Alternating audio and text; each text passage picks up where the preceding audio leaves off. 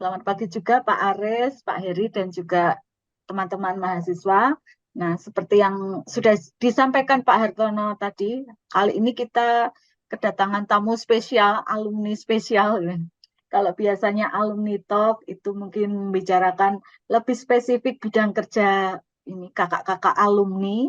Nah, di sini Kak Desi ini akan mungkin nanti secara umum begitu ya Desi ya, untuk bagaimana sih teman-teman itu bisa lebih siap kalau nanti setelah lulus itu mau cari kerja itu mungkin apa yang harus dipersiapkan nanti.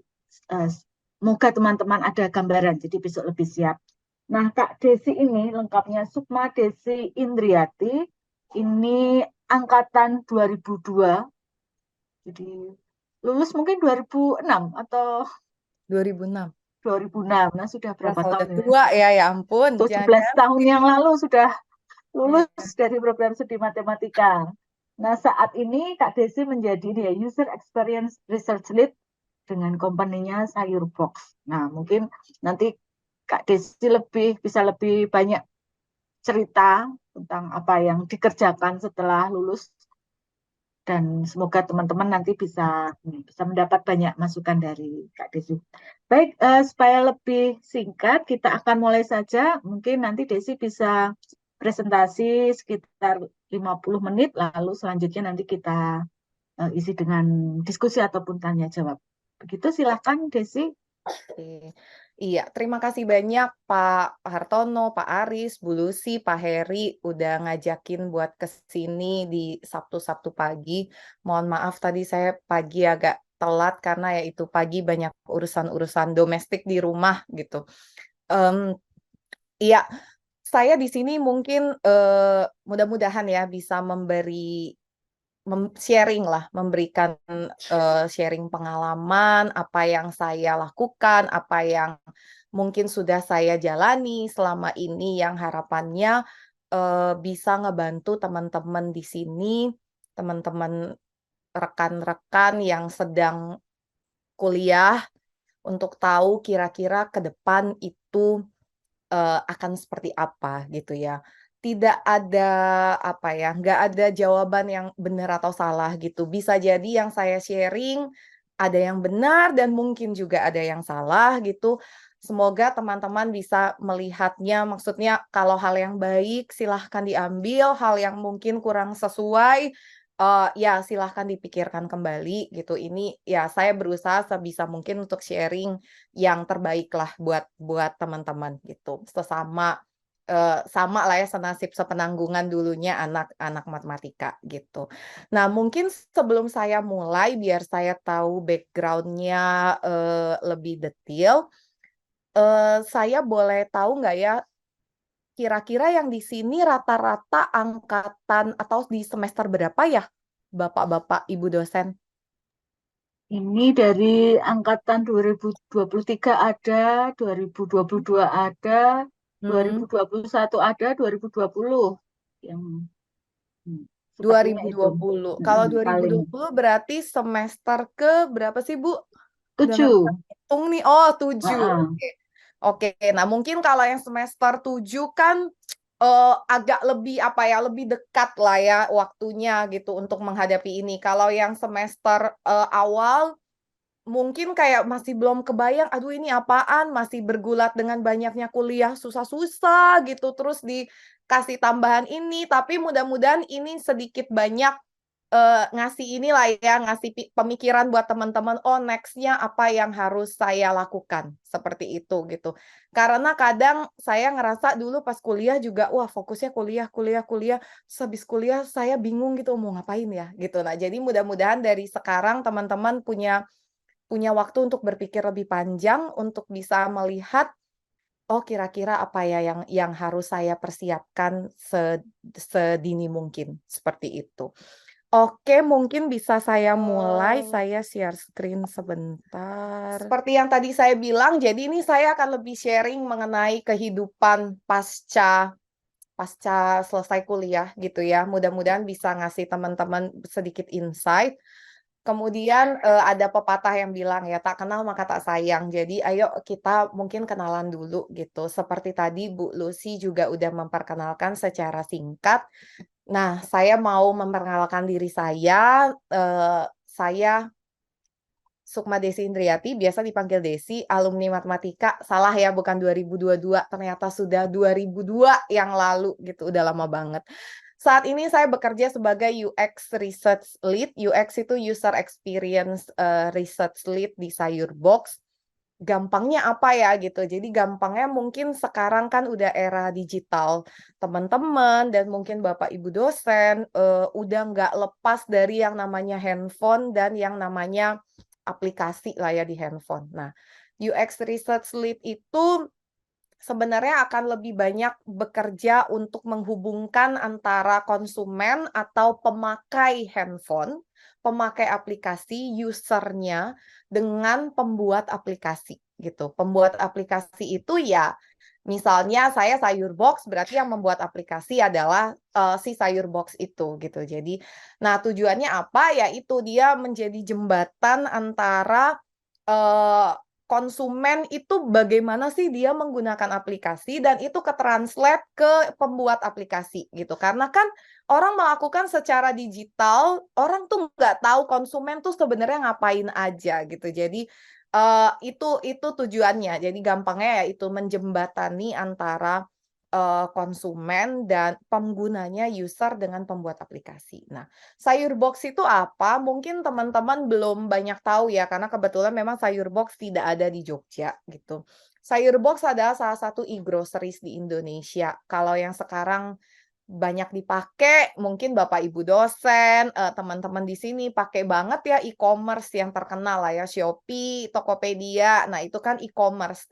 Kalau e-groceries itu mmm gampangnya adalah beli sayur, beli buah, dan beli kebutuhan rumah tangga, tapi tidak perlu keluar rumah gitu. Jadi menggunakan aplikasi, nah aplikasinya itu Sayurbox gitu. Nah, salah satu visi misi Sayurbox itu memang memotong rantai supply chain dari petani ke konsumen.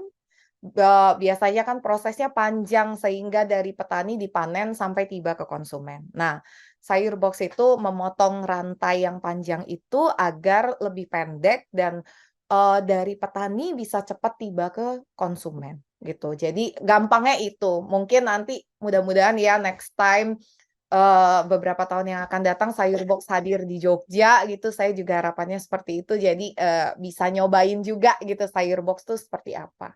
Gitu. Nah, terus kemudian mungkin sekarang cerita sedikit mengenai perjalanan karir. Memang cukup banyak perjalanan karirnya, mengalami jatuh dan bangun juga, pindah sana, pindah sini, pindah haluan juga gitu ya, sampai akhirnya memutuskan kayaknya saya akan stay di sini gitu ya untuk terus berkarya. Nah, jadi dulu lulus kuliah tahun 2006 itu sempat dapat tawaran ngajar matematika di salah satu sekolah National Plus di Kelapa Gading, Jakarta. Memang ya kayak gitu ya, lulus kuliah dulu masih saya mau ngapain ya, udah lulus gitu. Terus kemudian tiba-tiba ada tawaran gitu, oh yuk kita cobain, kita ambil gitu. Terus mengajar nggak lama, memutuskan untuk lanjut, S2 di UI. Kemudian selama kuliah malah berpikir kayaknya saya mau mencoba dunia yang lain gitu ya. Terus akhirnya memutuskan untuk bekerja dan terjunlah gitu ya, secara tidak langsung gitu ya, berkenalan dengan dunia market research gitu. Bekerja sebagai salah satu research eksekutif di perusahaan market research lokal gitu, start with a very small, company gitu ya.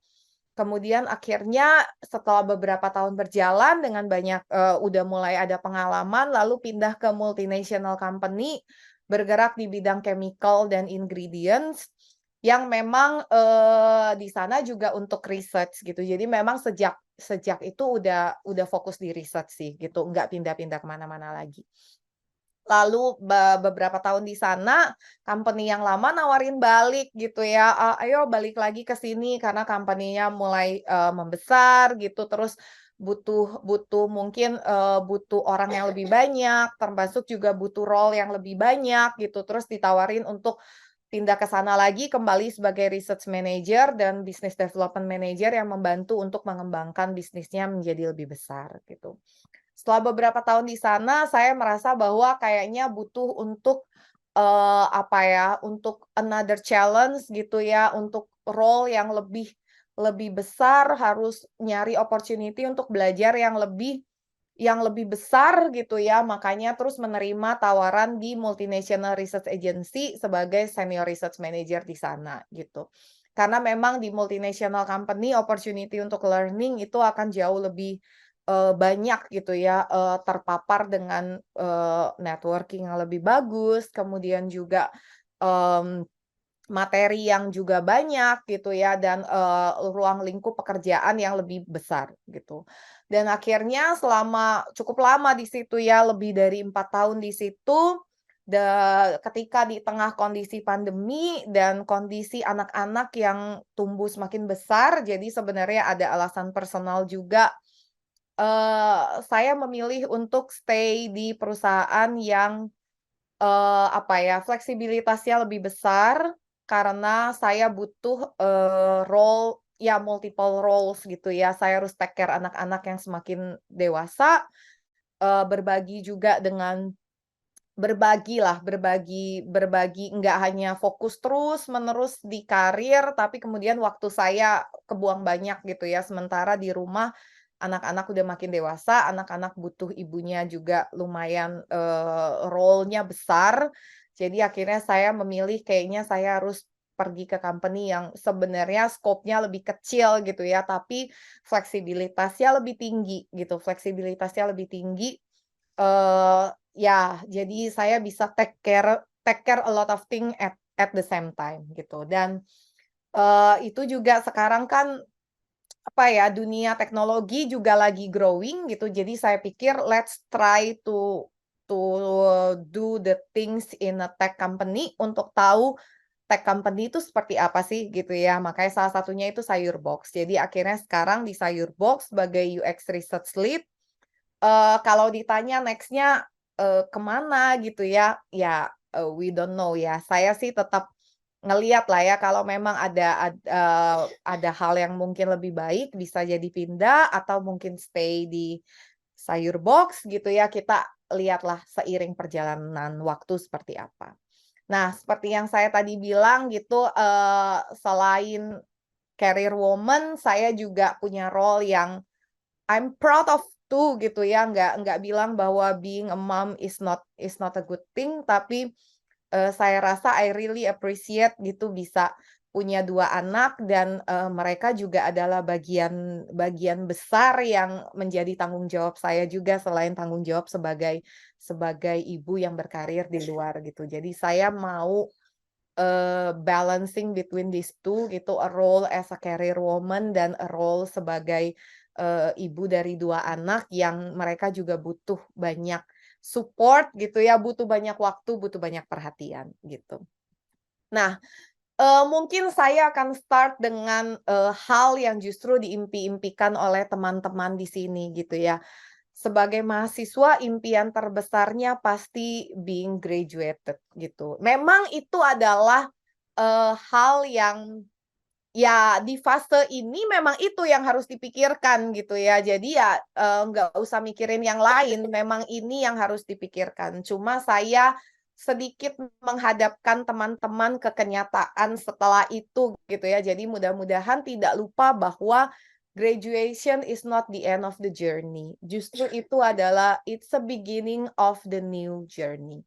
Kenapa demikian? Ya, teman-teman semua orang di sini pasti punya fase hidup yang akan terus berjalan gitu ya.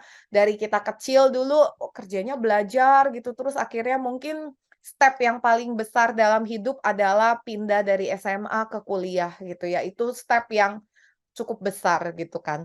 Dari SMA bingung mau ngapain, akhirnya dapat tempat kuliah gitu. Nah, setelah sekarang udah settle di satu tempat, kemudian oke, ketika settle di satu tempat, do the best di tempat itu, tapi jangan lupa sebenarnya masih ada journey yang lain menanti gitu. Jadi ketika lulus kuliah, oh selesai nih ya satu fase kehidupan, ternyata ada fase yang berikutnya, yaitu fase yaitu menghadapi dunia yang baru gitu. Bisa jadi yang mau lanjut kuliah berarti ya wait for another graduation gitu. Jadi memang ini fase hidup yang akan terus berjalan. Nah, mungkin saya akan lebih share mengenai fase hidup yang ini, fase hidup setelah lulus gitu ya. Nah, biasanya kita mikir kan, apa sih yang, setelah lulus terus kita ngapain gitu ya, orang tuh ngapain sih, sebenarnya apa yang perlu kita prepare setelah kita graduated, tuh. Nah, ini saya kasih to do list gitu ya, tapi ya bisa jadi akan berbeda-beda dan pasti case-nya akan berbeda jika teman-teman berpikir untuk mau lanjut kuliah gitu ya, ini case-nya akan beda. Yang saya share di sini adalah case kalau memutuskan bahwa setelah lulus S1 saya mau berkarir, gitu. Berarti apa yang harus dilakukan? First thing first adalah make a proper CV. Nanti ini saya akan jelaskan kelima-limanya secara detail, tapi ini step by step yang saya rasa, kita perlu persiapkan gitu setelah lulus kuliah. Yang kedua adalah, register to trusted job seeker portal atau website. Ini memang, bisa yes, bisa no ya, dalam arti ya kalau udah dapat kerjaan mungkin orang mikir ngapain gitu ya register di job seeker portal. Tapi let's aim like a normal way, tidak ada, nggak ada yang shortcut lah ya, normal way-nya mungkin kita bisa lakukan step by step seperti itu. Kemudian while finding the job opportunity, I think we need to think our own personal goal gitu. Dalam arti adalah lulus gitu ya S1 matematika. Opportunity untuk bekerja itu ada banyak kan ya, ada macam-macam sekali. Mungkin pasti teman-teman yang suka ikut alumni talk ini udah tahu banget alumninya tuh macam-macam. Ada yang di banking, ada yang di insurance, ada yang memutuskan ke dunia pendidikan, ada yang memutuskan jadi dosen, ada yang memutuskan macam-macam ya kayak saya di research menjadi researcher gitu ya di tech company. Ada banyak sekali job opportunity. Tapi satu hal yang mungkin bisa jadi saya merasa saya agak sedikit mengabaikan poin yang ketiga ini gitu ya, karena fokus kuliah, tapi saya nggak benar-benar mikirin sebenarnya personal goal saya itu apa, yang saya pikirkan dari saat saya kuliah gitu loh. Nah, kadangkala mudah-mudahan teman-teman justru sekarang yang masih sambil kuliah, udah bisa mikirin gitu ya, kayaknya personal goal saya ini, karena saya, suka dengan bidang ini, gitu. Sehingga punya kesempatan lebih banyak untuk preparing, gitu. Dibanding saya yang, mungkin tidak terlalu banyak preparing di waktu dulu, gitu. Nah, makanya saya sharing ke teman-teman agar you will do better than me, hopefully nanti akan lebih baik lagi gitu daripada saya. Nah, dari ketiga ini, sebenarnya kadang satu hal yang kita suka lupa adalah sibuk nyebarin CV, sibuk ini nyari pekerjaan, tapi lupa dengan diri kita sendiri gitu. Lupa bahwa kenapa saya nggak justru memperkaya diri saya gitu loh, instead of hanya sibuk nyari kerja, tapi lupa upgrading hidup saya sendiri gitu ya. Nah, ini sebenarnya 3 hal yang bisa dikerjakan bersama-sama, plus sambil upgrading skill. Dan zaman sekarang dibanding zaman saya dulu gitu, menurut saya jauh lebih gampang untuk upgrading skill. Jadi sangat disayangkan kalau, teman-teman di sini punya opportunity untuk upgrading skill tapi tidak dipakai gitu ya. Karena kalau saya ngebandingin waktu saya dulu gitu dengan sekarang, kayak anak sekarang jauh lebih enak deh. Mereka bisa banyak opportunity untuk upgrading gitu. Jadi tolong jangan disia-siakan waktunya 24 jam ya waktu dalam satu hari itu dikurangi 8 jam tidur, kita masih punya 16 jam sisa. 16 jam sisa itu please do make it very wise gitu agar tidak menyesal di kemudian hari gitu. Mmm, Mungkin ya sama sih, ini juga hal yang sama yang saya tekankan ke anak-anak saya dari kecil gitu. You are better than me, you are luckier than me, please use your privilege to do better than me gitu. Jadi teman-teman sekarang enak banget gitu ya, ada alumni talk, banyak sekali fasilitas yang mungkin universitas, prodi udah fasilitasi semakin baik gitu dari tahun ke tahun. Jadi you should be better than me. Jadi jangan lupa untuk mengupgrade diri sendiri gitu. Jangan hanya oh ya udah nih kayaknya cukup-cukup aja nih gitu. Jadi kenapa demikian? Karena saya memperhatikan gitu ya fenomena mencari pekerjaan gitu dari tahun ke tahun, dari zaman saya lulus dulu dengan sekarang gitu ya. Dulu kayaknya nyari pekerjaan tuh nggak sesulit sekarang gitu, padahal job opportunity-nya justru makin lebih banyak sekarang, tapi kok makin sulit karena ternyata lulusan juga makin banyak, orang yang pintar makin banyak gitu. Jadi ya mungkin itu yang membuat persaingan semakin berat gitu. Jadi kayak life will be tougher than before gitu. Ya, makanya saya nggak kebayang bagaimana zaman anak-anak saya nanti gitu ya. Mungkin akan lebih berat. Tapi jangan lupa bahwa di balik kesulitan sebenarnya selalu ada kemudahan gitu. Jadi makanya kemudahannya yaitu bisa banyak opportunity untuk belajar. Jadi jangan disia-siakan karena mungkin yang lulus sekarang akan lebih sulit daripada zaman saya lulus dulu gitu. Jadi tolong jangan disia-siakan. Nah, yang terakhir yang kadang kita suka lupa, yang poin saya nggak bilang penting-penting amat sih, tapi mungkin bisa sebagai pelengkap, yaitu build your own personal branding sedari dini mungkin gitu ya. Personal branding ini nanti mungkin saya akan jelaskan lebih detail gimana sih cara building personal branding gitu ya. Yang mungkin akan bisa kamu pakai seterusnya gitu, nggak hanya untuk nyari kerja gitu ya, tapi dalam segala hal gitu, komunikasi, orang bisa tahu gitu sebenarnya kamu tuh personal branding-nya apa sih gitu ya. Nanti next kita akan bahas satu persatu. Terus yang pertama tadi CV, orang paling pertama kayak bikin proper CV tuh kayak gimana sih? Jadi saya ngasih gambaran secara umum, do and don'ts ketika writing CV. Dan please take a note bahwa yang saya jelaskan di sini adalah, yang saya sharing di sini adalah CV dalam bahasa Inggris. Kenapa saya bilang CV dalam bahasa Inggris? Karena I think it's a must to make your CV in English. Kenapa? Sharing pengalaman aja gitu ya. Saya memang ya dalam posisi sekarang kerjaan saya selain ya saya tetap apply gitu ya misalkan, tapi saya juga menyaring CV gitu. CV orang yang masuk ke company gitu yang mau mungkin, masuk ke departemen saya, itu kan pasti saya screening gitu. Jadi saya juga di posisi yang udah nge-screening CV gitu ya, dan banyak berdiskusi dengan HRD mengenai, how you gonna choose gitu. Biasanya mereka nggak akan ngasih semua CV ke saya. Jadi CV udah dipegang mereka duluan yang masuk, dari yang mereka pegang baru dioper ke saya. Jadi udah screening yang kesekian kali gitu. Nah, dari hasil ngobrol-ngobrol dengan HR gitu ya, dengan HRD, sekarang mereka bahkan udah ngomong gini ke saya, mmm, kalau CV yang bahasa Indonesia bahkan nggak saya lihat sama sekali, apapun itu isinya. Makanya saya berani bilang ke teman-teman, please jangan pernah make your CV in bahasa Indonesia gitu ya. Karena orang bahkan HRD itu they don't care about the content itu, dia ngelihat bahasa Indonesia udah mereka buang gitu. Kenapa mereka begitu? Kan mikirnya tega banget ya, karena mereka itu bisa nge-screening CV dalam satu hari bisa ratusan gitu. Jadi they don't have time to read it like one by one. Makanya padahal CV adalah your first touch point to the company.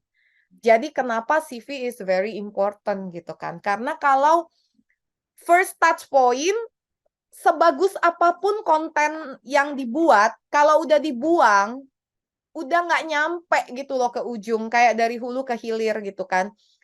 Belum nyampe ke hilir, dari hulu aja udah dibuang gitu, gimana. Jadi nggak ada gunanya juga kita bikin sebagus mungkin. Makanya kayak first impression is in CV, jadi please do it, ya sebaik mungkin lah ya. Saya juga sekarang jujur setiap kali kalau ada waktu saya keep upgrading my CV gitu, kayak ada aja yang saya perbaiki gitu, karena emang, akan terus berubah gitu. Jadi, mmm make your first CV as good as possible. Nah, apa yang apa yang do and don'ts yang penting ketika membuat CV? Yang pertama adalah personal statement atau profile summary matters. Nanti saya jelasin yang namanya profile summary itu yang mana sih gitu ya.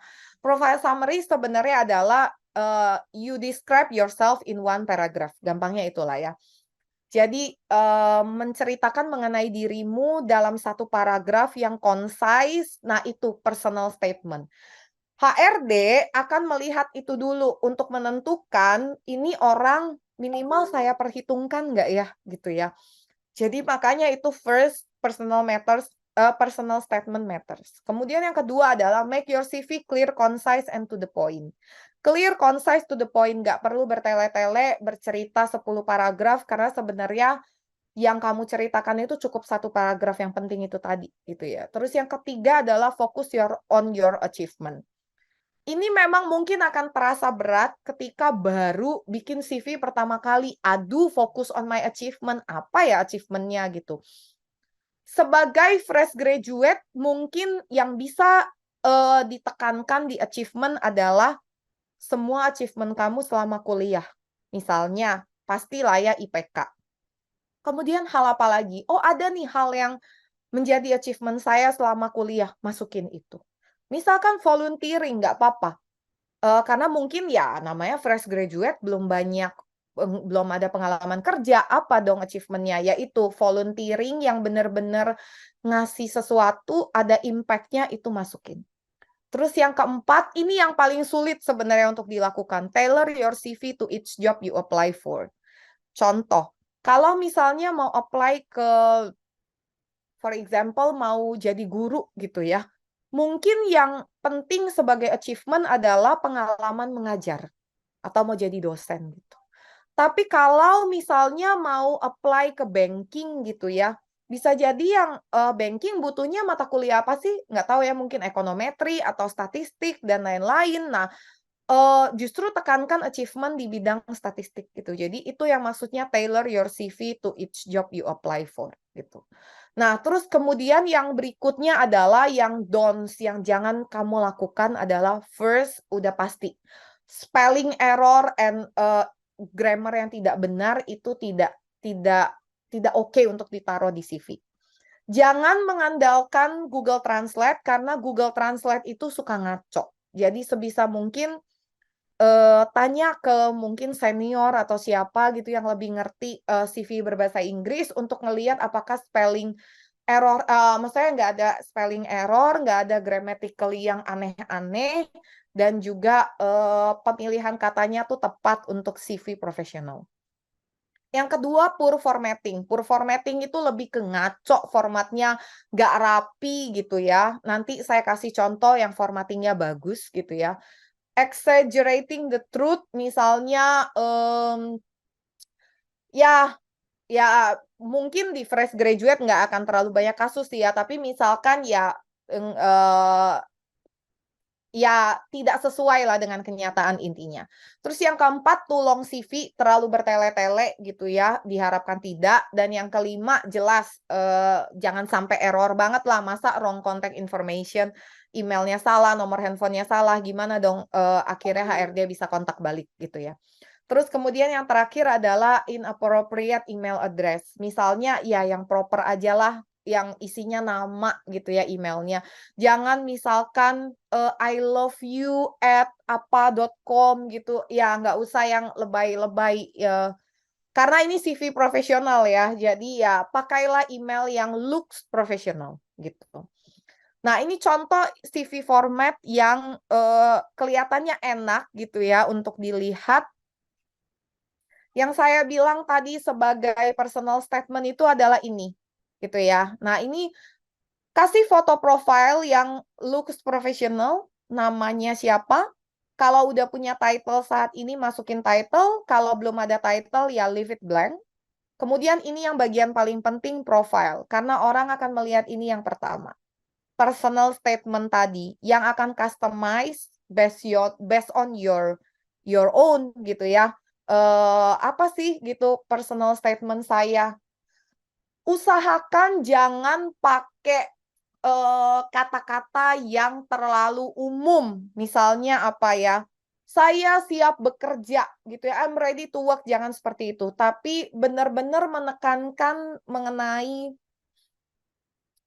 yourself. For example ya, for me gitu, kayak saya itu a numerical people. Saya suka dengan angka. Nah, itu yang saya tulis gitu. I'm a numerical people. Jadi orang tahu nih, oh anak ini bukan anak yang anti angka. Gitu loh. Atau misalkan I have a good analytical skill. Seperti itu. Jadi pemilihan kata-katanya. Atau misalnya kalau orang yang ini contoh mungkin kurang relevan ya buat teman-teman, misalnya anak komunikasi gitu ya, anak sosial. Mereka kan lebih strong di skill sosial daripada skill numerik. Mereka mungkin akan berbeda dengan saya. Kalau saya menjelaskan diri saya sebagai I'm a numerical person, I love to see numbers, I have a good analytical skill. Kalau dia akan ngejelasinnya beda. I like to communicate with people. I like to meet with other people. Nah, itu akan beda sehingga rekruter udah akan tahu gitu loh, anak yang cocok untuk pekerjaan yang sifatnya numerical, ya dia mungkin akan lebih ngelihat CV saya gitu loh. Beda dengan misalkan saya cuma tulis hal yang umum, misalnya I'm ready to work, I'm a hard worker. Ya udahlah, semua orang juga nyarinya hard worker, nggak mungkin nyari yang nggak hard worker gitu kan. Tapi you need to really describe yourself well gitu, yang sesuai dengan dirimu gitu. Jadi ya contohnya itu tadi ya, mungkin kalau nanti bingung boleh tanya ke saya contoh pemilihan kata-katanya. Kemudian ini mungkin gampang lah ya, contact information, phone number, email, LinkedIn, tinggalnya di mana. Ini education, masukin juga sertifikasi yang berguna. Misalkan contoh, udah lulus nih S1 apa dengan IPK apa, kalau mau disertakan judul skripsinya boleh, apalagi jika dirasa relevan dengan job yang akan di-apply. Lalu kemudian, nah ini yang tadi saya bilang, upgrading skill ini bisa dimasukin sebagai education and certification. For example, upgrading skill, saya ikut online course di Coursera dengan title apa, An Introduction to Our Language. Ini bisa dimasukin di sini. Sehingga recruiter ngerti, oh at least you already know the R language, or I have an introduction to Python, or anything else. Jadi ini sangat ngebantu teman-teman yang sudah upgrading skill untuk selling yourself. Gitu ya, walaupun itu bukan formal tapi informal, online course or anything, ini bisa ngebantu di sini. Termasuk mungkin ya, kalau saya sih akan lebih banyak di sini ngisinya ya, experience, bekerja di mana, role-nya seperti apa, achievement-nya apa. Nah, kalau teman-teman mungkin belum banyak cerita tentang experience, gunakan hal yang banyak untuk selling yourself about what you have learned gitu, selain kuliah, tapi short course, online course, or anything else ya. Skill di sini, masukin skill yang relevan. Contohnya orang ini ya, dia marketing manager. Dia masukin skill yang relevan adalah marketing, communication, strategy, budget planning. Kalau misalnya saya mau apply sebagai research lead entah di mana, skill yang saya akan masukkan ke sini adalah skill mengenai research skill saya. Walaupun saya pernah mengajar matematika, saya nggak akan masukin skill saya untuk ngajar matematika di sini. Kenapa? Bukan karena saya nggak mengakui skill saya, tapi karena skillnya kurang relevan. Sementara plot CV kan terbatas ya. Saya harus masukin hal-hal yang paling relevan dulu. Dan saya kesampingkan hal-hal yang kurang relevan. Gitu. Jadi bukan berarti nggak boleh masukin skill. Boleh ada 20 skill juga boleh dimasukin. Tapi yang relevan. Nah, misalnya contoh nih, mau apply sebagai data analis. Apa skill yang relevan? Skill mengenai language itu tadi gitu ya. Entah itu R kah, entah itu SQL, entah itu Python. Nah, masukin skillnya di sini gitu ya. Jangan masukin skill yang communication. Mungkin tidak serelevan skill language study gitu ya. Jadi, nah itu pintar-pintar untuk memilah bagian-bagian mana sih yang penting yang harus dimasukin ke CV. Ini contoh formatting CV yang bagus gitu ya, simple, nggak banyak warna, cukup 2 atau 3 warna, bukan warna-warni. Kenapa ini saya ngomong bukan warna-warni, karena case-nya adalah saya mungkin mikir teman-teman apply as mathematics graduate people ya. Tapi andaikan teman-teman mungkin apply untuk role designer, beda case-nya. Justru CV-nya harus semakin sekreatif mungkin semakin warna-warni, karena apa ya istilahnya ya, memang itu style of your design, ya silahkan gitu. Tapi kalau kita yang lulusan matematika, biasanya cenderung CV-nya lebih polosan lah gitu ya, dengan beberapa warna, tapi tidak terlalu banyak gitu. Mudah-mudahan ini membantu, walaupun singkat ya, tapi mudah-mudahan ngebantu. Nah, terus next-nya adalah yang tadi saya bilang, trusted job seeker portal atau website. Ini saya summary-in beberapa trusted job seeker portal yang paling ya saat ini paling banyak dipakai lah ya. LinkedIn of course, Jobstreet, Glassdoor, dan Glints. Ini ya yang lagi ongoing, yang lagi banyak. Sebenarnya masih banyak sih yang lain, cuma kayaknya yang lowongan-lowongan yang lebih bagus tuh yang ada di sini gitu. Plus many more jelas, dan including multinational company website. Nah, biasanya multinational company itu contoh yang gede-gede Unilever, P&G gitu ya, apalagi sih yang gede-gede gitu ya. Mereka cenderung punya website sendiri dan mereka udah langsung ya di situ gitu, career page-nya ada di dalam website-nya. Jadi tinggal masuk ke website mereka, nanti ada career polta sendiri, lalu ya register aja di situ, ikutin following di situ aja seperti apa, gitu. Jadi nah itu hal yang ya biasalah baru lulus bingung kan mau ngapain, masukin lowongan kemana. Jadi ini udah bisa sangat ngebantu gitu dari, profile di LinkedIn, bikin profile di LinkedIn, terus kemudian udah bisa dapet tuh pekerjaan-pekerjaan yang sesuai dengan profil kita, dengan, lulusan kita dan semuanya gitu. Nanti mudah-mudahan ini bisa ngebantu teman-teman. Terus kemudian, nah yang tadi saya sempat bilang gitu ya, kenapa butuh upgrading skill sih? Lalu cara upgrading skill-nya tuh seperti apa? Yang pertama kenapa perlu butuh upgrading skill, itu make yourself stay relevant. Kenapa? Karena, eee, ya dunia kan terus berjalan ya. Makanya mata kuliah aja tuh berubah terus gitu loh. Kadang-kadang dari zaman saya dulu dengan zaman sekarang beda mata kuliahnya. Kenapa? Ya karena memang itu harus dilakukan to keep ourselves relevant. Nah, itu juga kita juga harus keep ourselves relevant dengan upgrading skill agar skill kita tetap relevan. Skill 20 tahun lalu dengan skill sekarang, skill setnya udah beda gitu. Kalau kita tetap diem di tempat, nggak upgrade, ya segitu-segitu aja gitu ya. Terus kemudian some job roles, kamu memang butuh additional skill selain mata kuliah yang sudah diajarkan di kampus gitu. Bukan berarti kampus nggak ngebantu ya. Oh tidak sama sekali. Saya nggak pernah bilang bahwa kampus itu nggak berguna gitu. Enggak. Sangat berguna, cuma memang untuk very specific job role, kadang ada butuh skill set tambahan yang mungkin juga nggak mungkin kampus masukin sebagai mata kuliah gitu loh. Karena a really specific skill set. Nah, ini bisa kamu dapatkan dengan ya online course atau apa, seperti itu. Kemudian yang ketiga, ini ya, butuh nggak butuh sebenarnya ya, plus-plusnya lah.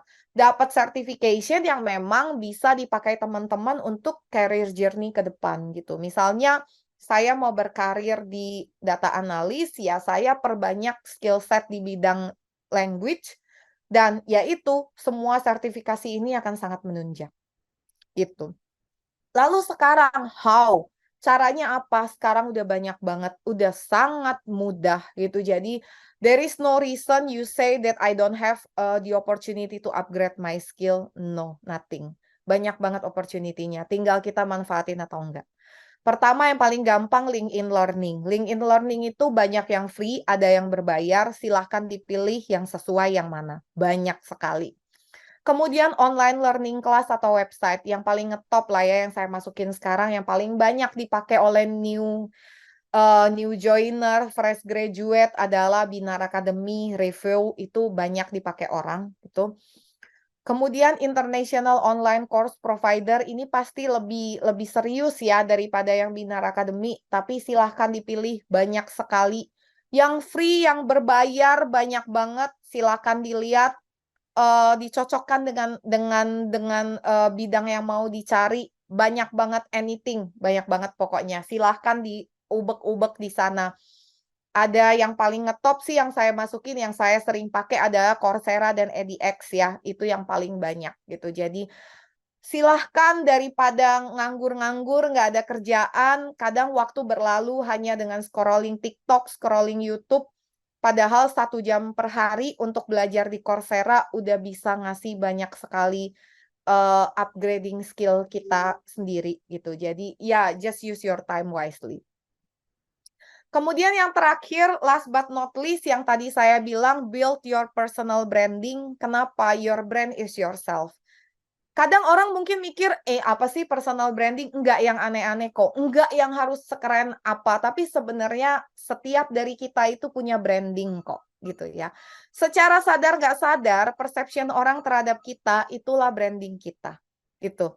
Jadi ya, jadi apapun Anda, itu branding Anda gitu ya. Mau jadi dosen pun Anda punya branding sebagai dosen. Jadi guru punya branding sebagai guru. Jadi ya kayak saya profesional di bidang riset, saya punya branding mengenai diri saya. Semua punya branding gitu. Tinggal gimana kita create our own branding. Nah, ini in the context of kalau mau berkarir sebagai profesional, branding yang termudah adalah melalui LinkedIn account.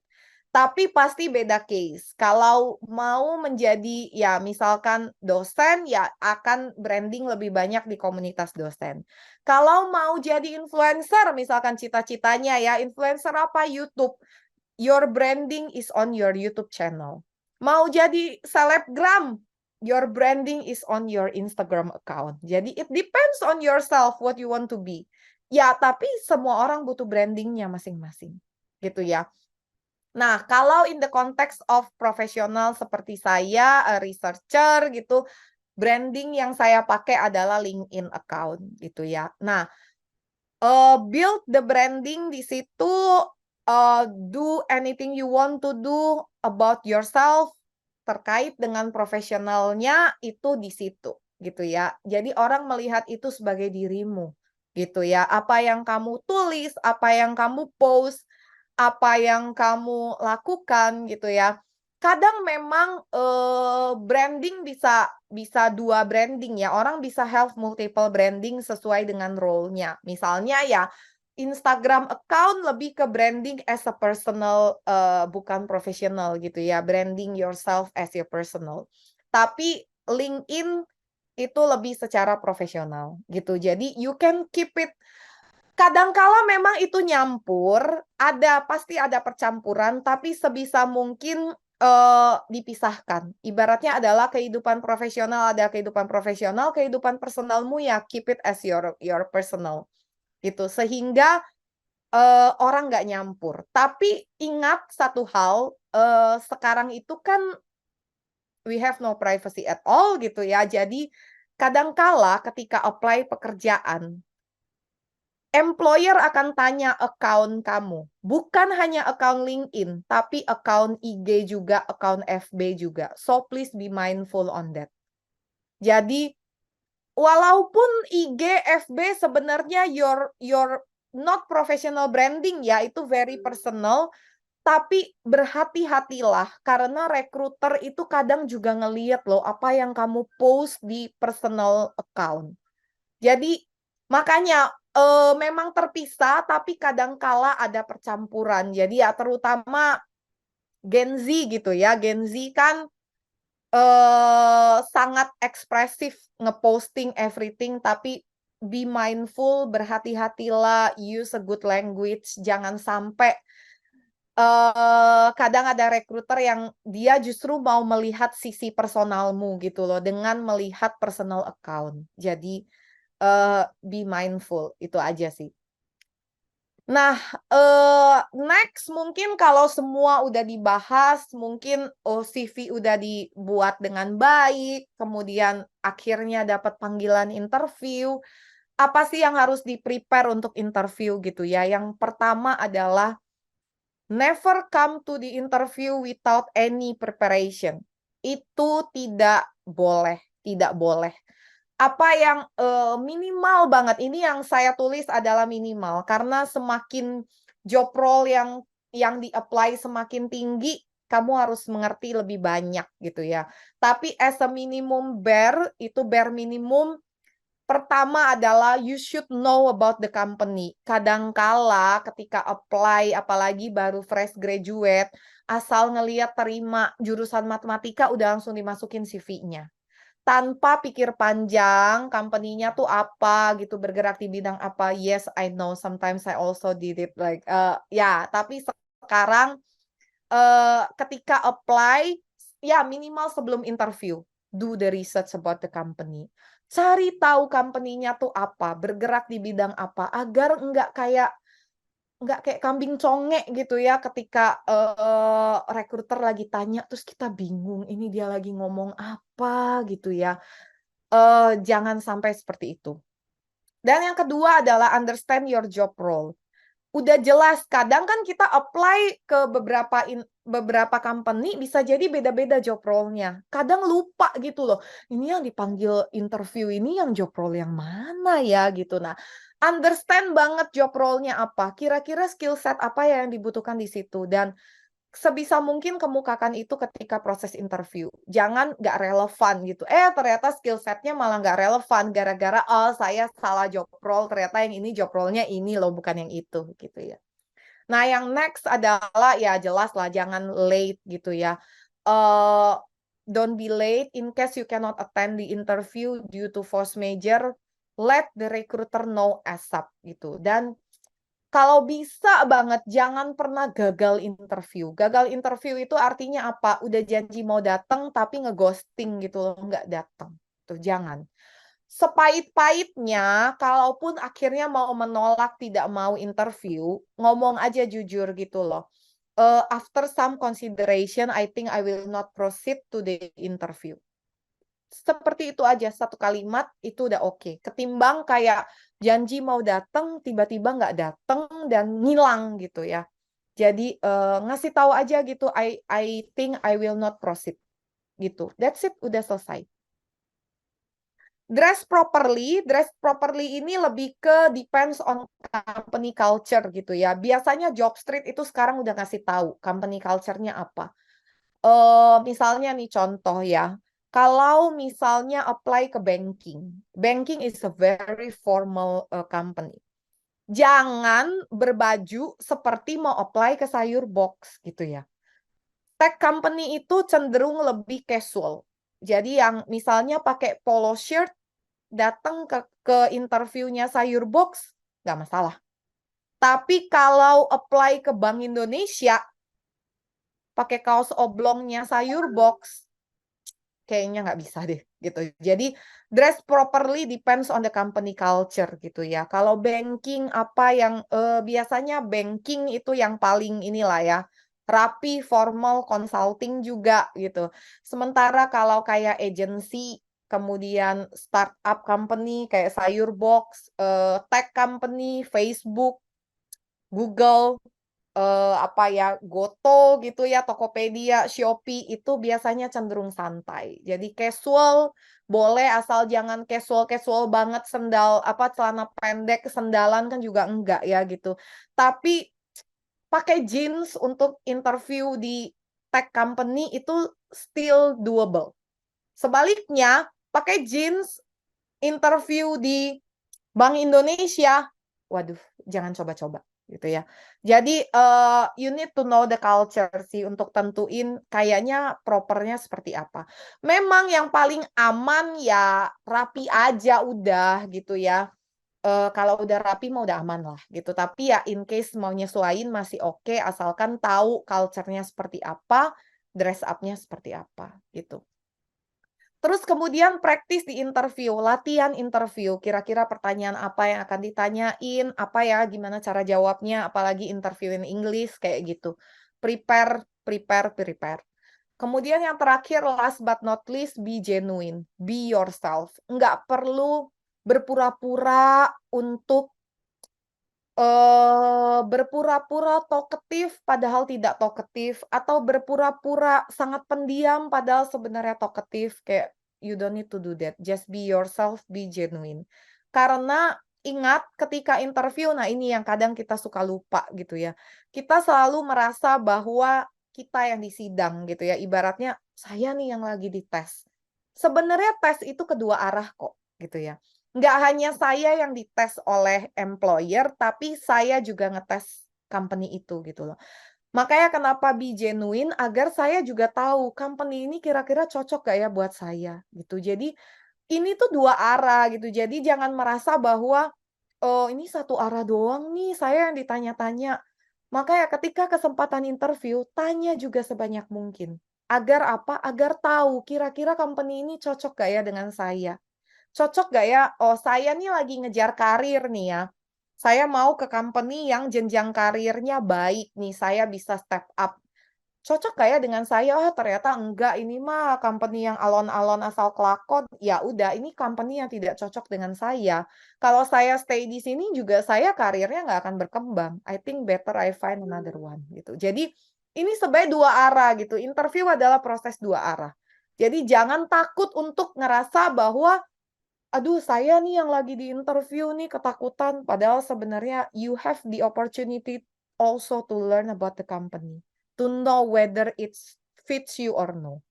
Jadi, pergunakan kesempatan interview itu untuk mengetahui itu juga, gitu.